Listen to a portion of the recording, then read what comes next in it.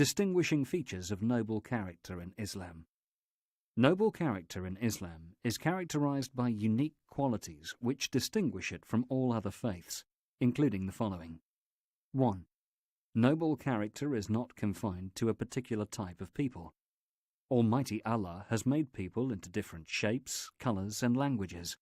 They are all equal in His sight, and no one has an advantage over another except in piety and noble conduct. As the Quran states, O mankind, we have created you of a male and a female, and made you into nations and tribes, that you may know one another. Verily, the most honorable of you in the sight of Allah are the most pious of you. Surat Al-Hujurat 49:13.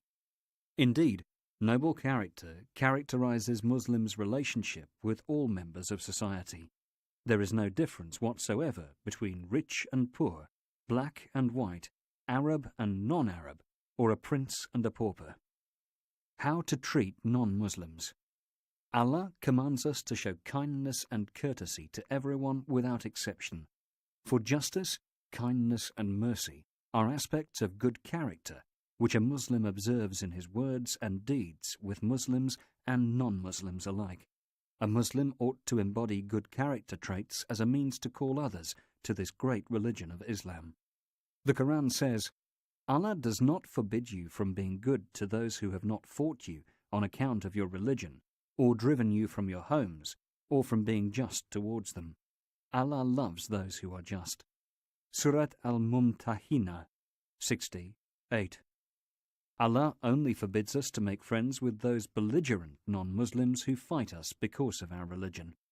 He also forbids us to admire their way of life, which clearly upholds unbelief and polytheist practices.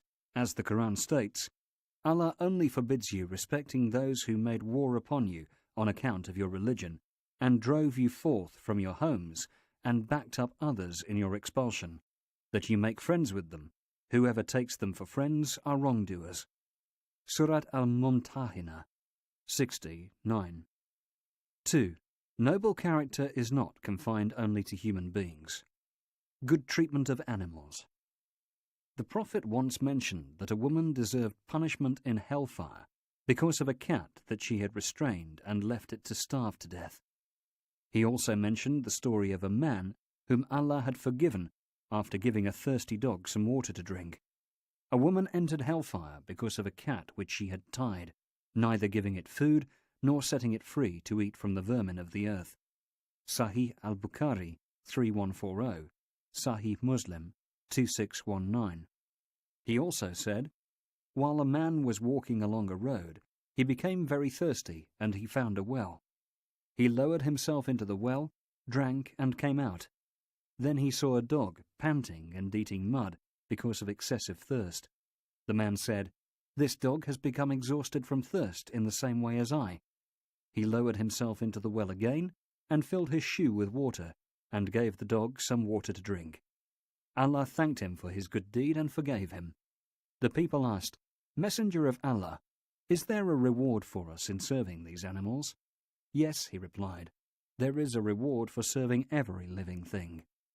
Sahih al-Bukhari 5663, Sahih Muslim 2244. Preservation of the environment. Islam instructs us to make the world a better place by using the earth's natural resources to build a civilization and engage in development and production for the general welfare of mankind, while at the same time trying to preserve such resources and prevent others from abusing or unnecessarily wasting them. Corruption in all its forms, and by whatever means it may be caused, is frowned upon in Islam and abhorred to the Creator himself. As the Quran states, Allah does not like corruption. Surat Al-Baqarah 2:205. In fact, Islam is so concerned about this issue that it goes as far as to direct its adherents to do righteous deeds and engage in such things as cultivating the land even in times of great turmoil and under terrifying circumstances, such as the Day of Judgment. As the Prophet once instructed, if the Day of Judgment takes place and you recognize the event, while a man is holding a palm tree seedling to plant in the soil, let him, if he can, plant it. Musnad Ahmad 12981. 3.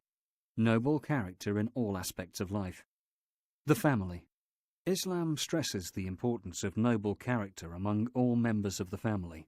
As the Prophet said, "The best of you are those who treat their wives the best, and I am the best of you in this respect."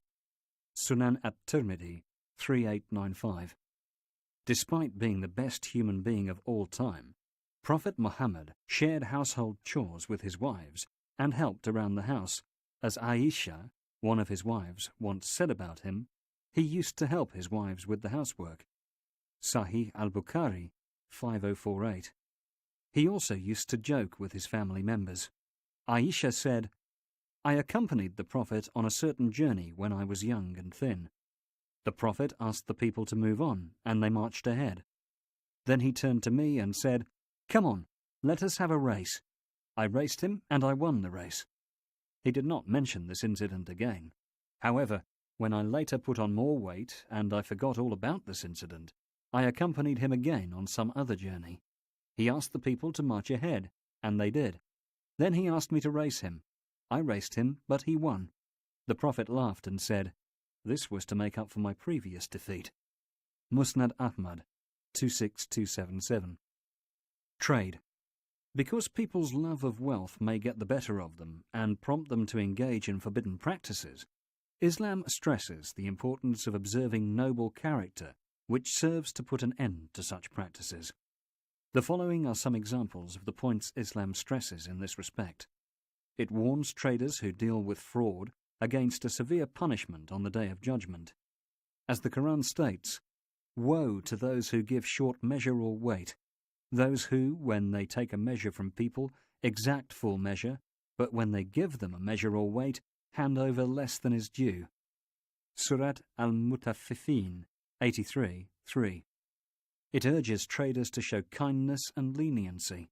As the Prophet said, "May Allah have mercy on a man who is kind when he buys, when he sells, and when he demands his due." Sahih al-Bukhari 1970. Industry. Islam advises workers to observe a number of ethical principles and standards, including the following: to be as highly proficient at their jobs as they possibly can. The Prophet said, "Allah likes to see that when you do something, that you do it well." Musnad Abu Ya'la 4386. Al-Bayhaqi Shu'ab al-Iman 5313. To honor their obligations, as the Prophet said, "The signs of the hypocrite are three. When he speaks, he lies. When he promises, he breaks his promise. And when he is entrusted, he betrays the trust." Sahih al-Bukhari 33. 4. Noble character under all circumstances. There are no exceptions whatsoever when it comes to talking about good moral character in Islam. A Muslim is required to follow the dictates of Islamic law and observe noble character even in times of war and in difficult times, for there is no such thing in Islam as the end justifies the means. In other words, bad or unfair methods of doing something are by no means acceptable, even if the result of that action is good or positive. It is for this reason that Islam has laid down rules and criteria which govern Muslims' behavior, even in times of war, so that they would not succumb to fits of rage driven by intolerance which feeds their anger and satisfies hatred and malicious and selfish tendencies.